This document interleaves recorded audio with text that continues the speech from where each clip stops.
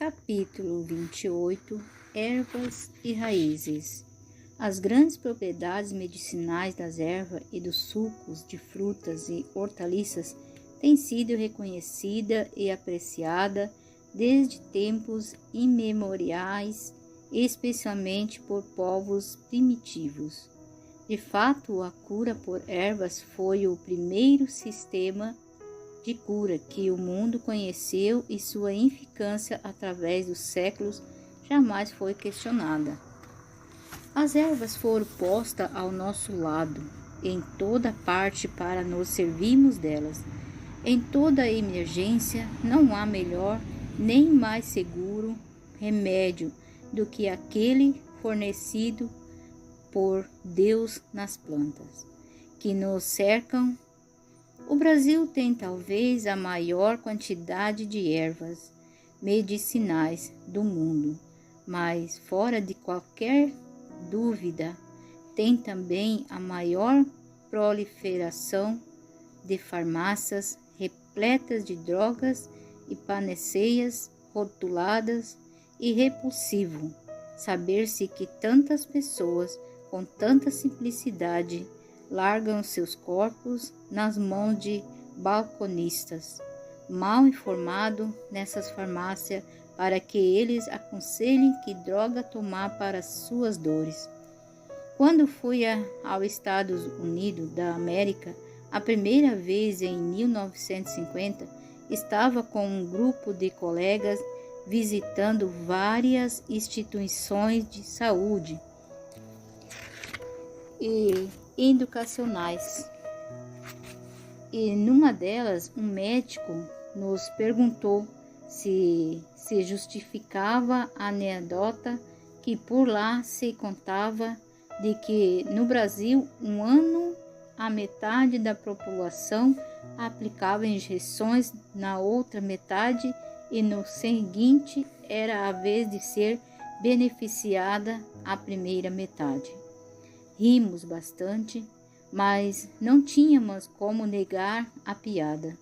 Na verdade, por qualquer coisinha se vai à farmácia e ali sempre se acha alguém que nossa dizer o que tem para vender. E as mais das vezes o melhor remédio é aquele que precisa de ser espetado, porque deixa maior margem de lucro. Deus nos deu a melhor das drogarias nas ervas que fez crescer para nos socorrer em nossas enfermidades. Não há uma doença em que não possamos usar com proveito uma planta simples do nosso quintal, ou até de um vaso em vossa varanda. Basta que leiamos mais e procuremos aprender. Quando eu era criança, o que me posso lembrar de uns 60 anos atrás, a maioria dos farmacêuticos tinha de fazer algum outro trabalho para viver. Às vezes eram barbeiro ou dentistas ou outra coisa qualquer, porque a farmácia só não o sustentava. Em uma cidade em geral, não comportava mais do que uma botica, como era chamado a farmácia. Hoje, em qualquer cidade, há quase tantas farmácias como bares, e mais ou menos tantas quanto açougues. E é interessante notar como os três cooperam para a prosperidade um do outro. Quanto mais carne o indivíduo comer, mais incitante desejará, portanto, mais café e bebidas alcoólicas tomará, e então necessitará da farmácia para morrer mais depressa. Naqueles tempos antigos, toda mãe sabia que erva usar para socorrer seus familiares.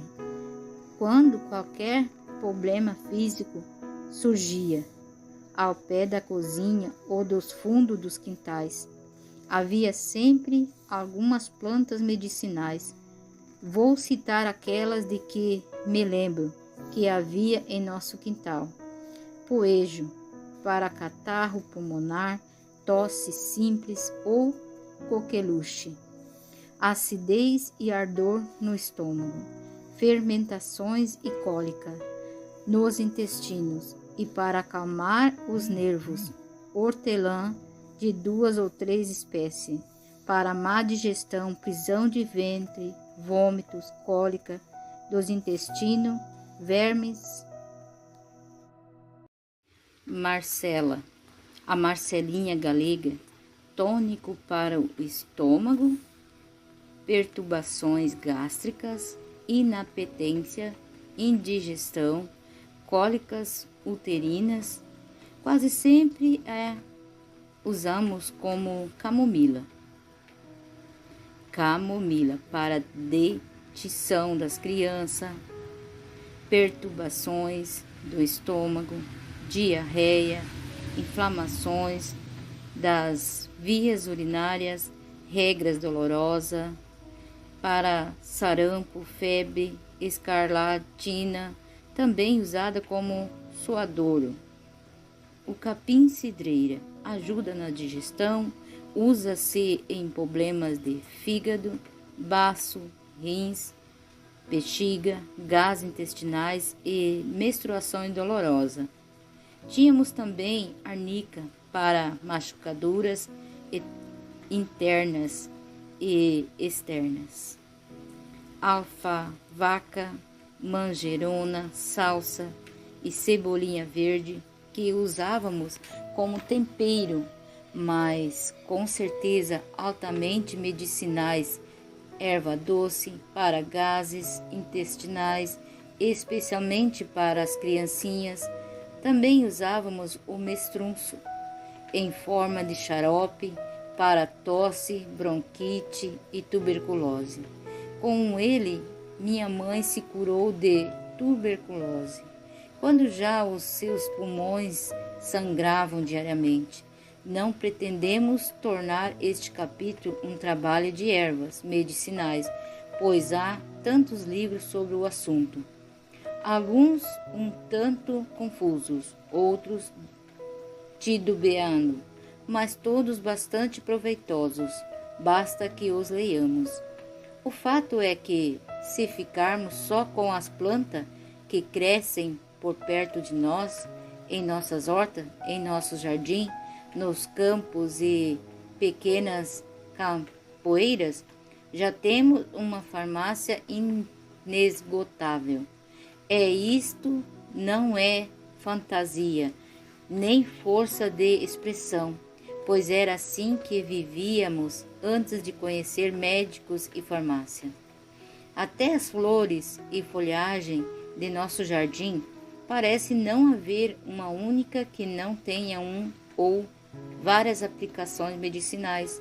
Rosas para purgativos e gargarejo nas inflamações da garganta, violetas para úlceras, inflamação da mucosa nasal, tosse e bronquite, capuchinha de várias cores que se come em saladas, folhas e flores ou se faz chá de ambas, para purificar o sangue, eliminar eczemas e psoriases, maravilha para hidropícia e leucorreia, suco de flores para dor de ouvido das crianças.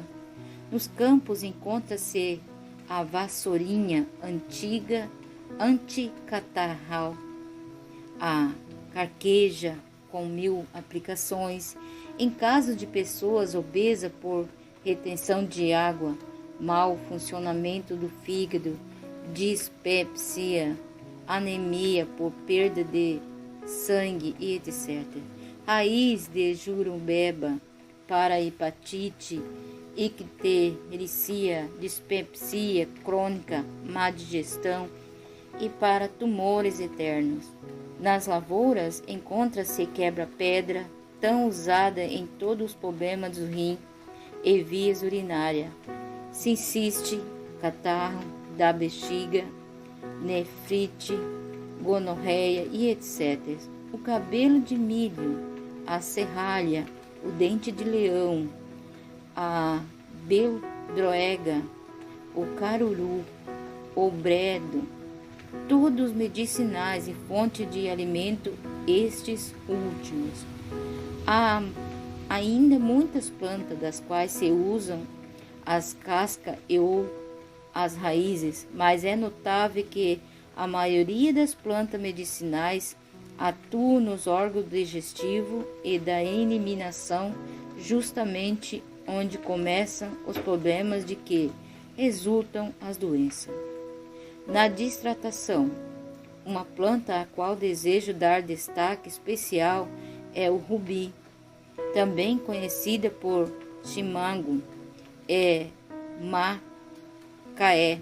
Ela é muito usada na machucada para contusões e ferimento externo, mas também é excelente em infusão para problemas de estômago e de fígado.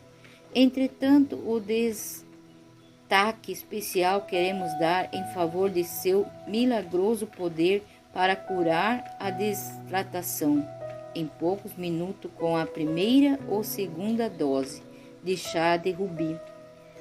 O paciente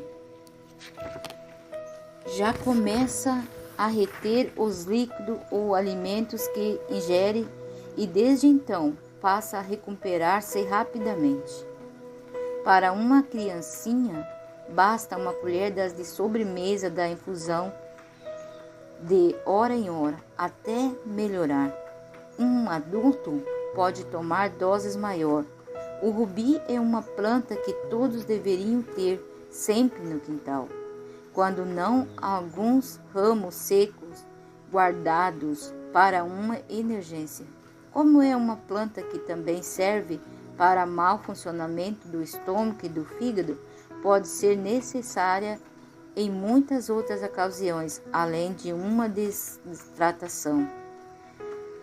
Fico horrorizado considerando os milhões de cruzeiros gastos pelo povo e pelo governo no tratamento da desidratação, quando essa planta extraordinária cresce nos montes de lixo, ao pé das favelas e bairros pobres, justamente de onde procede os mais numerosos casos dessa doença tão comum no verão. A desidratação infantil poderia ser totalmente evitada com alguns cuidados simples. A causa inicial não é o verão, como creem alguns. Não há desidratação infantil em crianças amamentadas, inclusivamente no peito materno.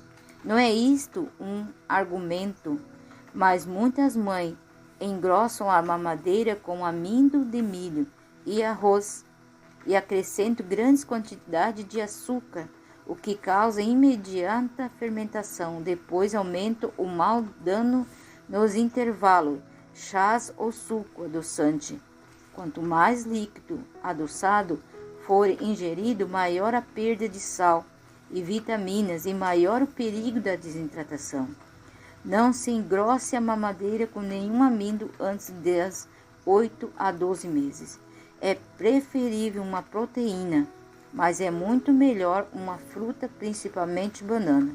Pode-se criar uma criança perfeitamente sadia só com frutas cruas e leite. Sempre as frutas antes do leite.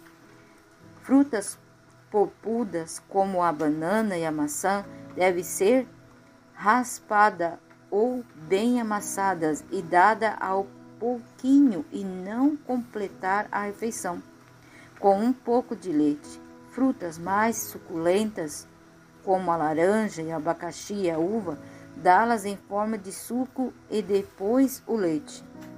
2 ou 3 mamadeiras por dia poderiam ser de leite puro, sempre procedida de um golezinho de suco de limão puro, e aí não há doenças que possam atingir crianças assim alimentadas.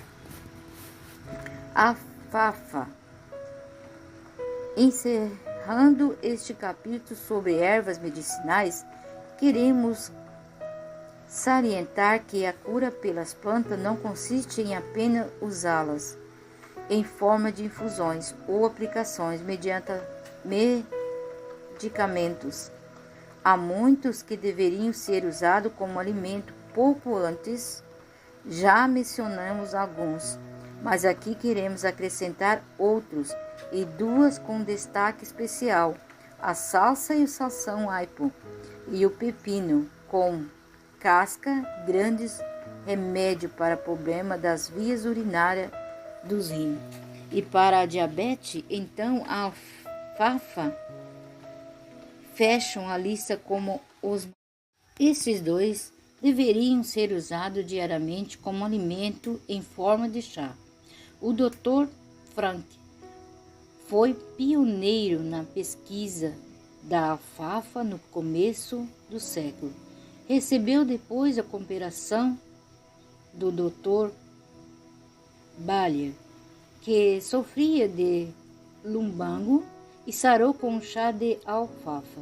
Mais tarde, outros fizeram experiência com essa planta, aplicando-a para a cura de outras doenças. Verificou-se que ela contém vitamina A, C, D, E, G, Q e U, e o complexo B, além de ser uma das plantas verdes mais ricas em proteínas completas, com todos os aminoácidos essenciais e os melhores minerais, e também uma das principais fontes de clorofila.